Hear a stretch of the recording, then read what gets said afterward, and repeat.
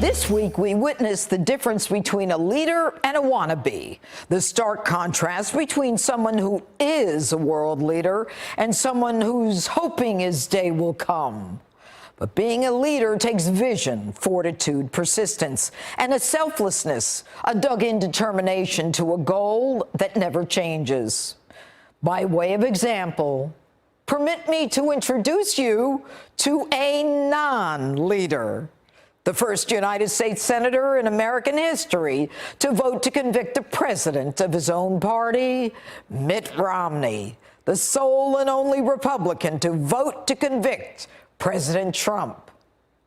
How dare he? How could he? And why would he? Mitt dared to do what he thought was good for him individually, not for the party, not for us, and certainly not for America. He knew his vote would change nothing regarding impeachment, but he tried to set himself up as a leader, going against everyone else. He took a stand he thought would impress others. It did. Many on the loony left defended him, saying his vote was very patriotic. Yes, he endeared himself to the Trump-hating left, the radicals not interested in the America First agenda, the ones who were all about power, not truth. So why?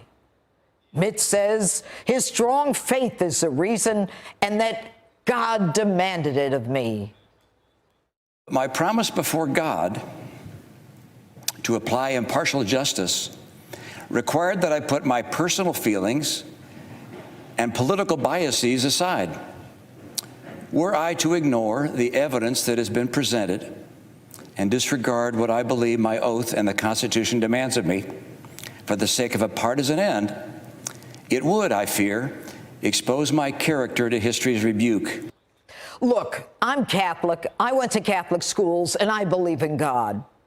Do you ever wonder why people who never mention God or religion only bring it up when they get caught doing something or when they need an excuse for something they did? Kind of like Nancy Pelosi, who so hates Donald Trump that she almost has a conniption when she tries to get us to believe she prays for him every day and does not hate him. Who do these people think they're fooling? What a bunch of phonies. I can't wait to hear what they're going to tell St. Peter when they get there. But let me move on from his religious to his secular reason. I sought to hear testimony from John Bolton, not only because I believed he could add context to the charges, but also because I hoped that what he might say could raise reasonable doubt. Mitt, a primer. The transcript of the telephone call, which no one expected the president would release, is the corpus. It is the body of the alleged wrongdoing. Anything before, after, around it is irrelevant and immaterial. What was said in that conversation is what acquits or convicts the president. Curious, you use Bolton as an excuse to convict when you don't even know what he's going to say, and when the prosecutors haven't even made out a prima facie provable case. Mr. Wannabe, did you ask or even wonder why the Democrat House managers didn't subpoena Bolton? When the prosecution doesn't present evidence that you want, and you don't have the slightest idea what that evidence might be or whether it's even relevant, you want to use that nothing burger to convict the president of the United States? Are you stupid too? You take non-evidence that the Democrats refuse to present as the reason to convict the president in an economy that is unparalleled, with a military whose strength is unequaled, with a population where 90% are happy with their lives? You really are stupid. You use the prosecutor's inability to make a case as a reason to vote guilty. Run that one by America again, Mitt. The facts before you make it clear there was no pressure, no demands, no Ukrainian investigation, where the money was actually delivered before required, where our president, under an international treaty, had the right to ask for help, in fact, and an obligation to investigate corruption, especially where United States taxpayers' money goes to foreign countries. And you say, this is the most difficult decision you've ever made? Mitt, you're full of it. And since you're such a scholar, did you ever consider the president's constitutional rights that were stripped from him in the Star Chamber, where he was denied the presumption of innocence? The truth is, Mitt, you simply despise Donald Trump. Your jealousy of this man is a constant rage burning within you because you can never rise to the heights that he has. Because guys like you fold like wusses. And you don't have any selflessness or the ability to think about others as Donald Trump has thought about making America first. And by the way, you're an embarrassment. I should know. I said it 4 years ago. Your namby-pamby reason that you won't support Donald Trump, even if he's the party's nominee?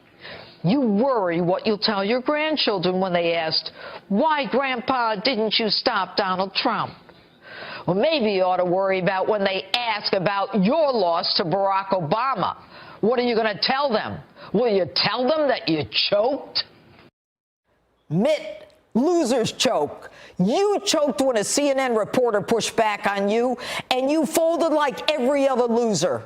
And you always talk about your grandchildren, what you'll say to them. You just did it again.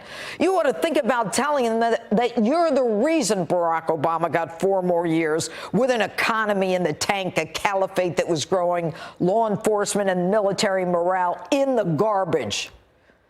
You haven't always been able to hide the real you. In fact, the people who knew you best when you ran, the people of Massachusetts, voted against you. It was one of the worst home state losses in presidential history. And your arrogance, again on full display. I do believe he should be removed from office. Really, Mitt? He should be removed from office? He should be removed from office? For what? So you can try to make another move for president? I've got news for you. You got no moves left. At your request, Donald Trump supported you in 2012 and 2018. And like a snake in the grass, you turned on him. I have an idea. You need to be removed from office. How about you get the hell out of the United States Senate? The people in Utah are furious with you. And your dream of endearing yourself to the Trump-hating left is a joke. So, Mitt, pack your bags. Take some time off and ride around with your dog on the roof of your car like you did when you used to vacation with your family. And don't forget, when you lie with dogs, you get fleas. But that'll never be as bad as the stain you have forged upon whatever legacy you think you have.